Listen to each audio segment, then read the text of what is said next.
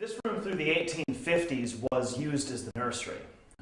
For a number of years, the small McGavock children stayed in this room, but by the time of the Battle of Franklin, this was Winder's room, their youngest son, John and Carrie's youngest son, who was 7 years old. And today, it offers the best evidence of what was occurring in the house on the night of the battle, at least as far as the surgeons are concerned. There are heavy blood stains throughout the room, particularly by the window.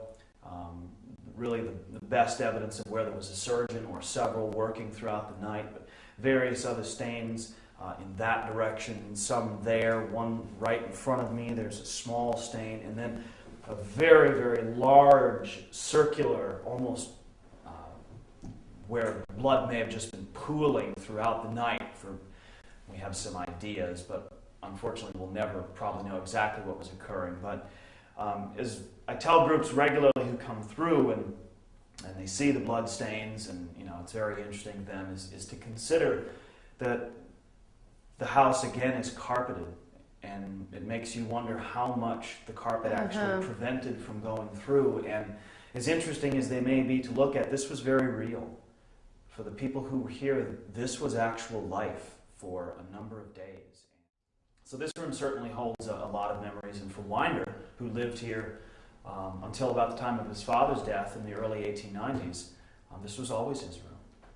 And so even for that young boy and later grown man, this tragic day and night and following days was always pretty close.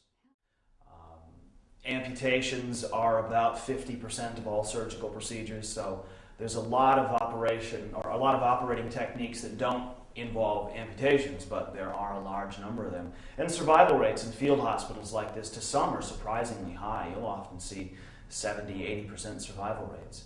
We have some sketchy evidence that 20 to 30 men perhaps died in the house. Well, if there were 300 here, that's a pretty good survival rate. Now, granted, there are some men who never make it inside. They're so badly wounded the doctors don't work on them. But those who they did work on stood a pretty good chance of making it, especially if you were in the category that didn't require an amputation. But what help the McGavocks offered